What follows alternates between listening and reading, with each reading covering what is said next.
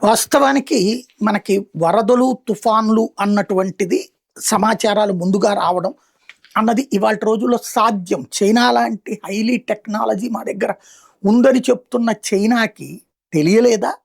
లేదా కావాలనే ముంచిందా?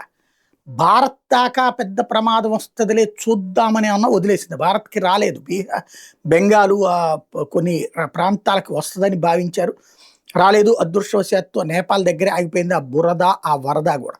వాస్తవంగా చైనీస్ మీడియా రిపోర్ట్ చేస్తున్న దాని ప్రకారం టిబెట్‌లో ఉన్నటువంటి కెరుంగ్ కంట్రీ ప్రాంతంలో 10:30 గంటలకు ఉదయం పూట ఈ క్లౌడ్ బరస్ట్ కాదది. ఇది అవలాంచి. అంటే మంచు కరిగిపోయి ఒక్కసారిగా కింద పడి అది వరదగా రూపాంతరం చెందడం అన్నటువంటిది. అయితే వాళ్ళు నేపాల్‌ని అలర్ట్ చేస్తే నేపాలోళ్ళు దాన్ని అంటే అలర్ట్ చేసుకునేవాళ్ళు వాళ్ళ ప్రజలకి.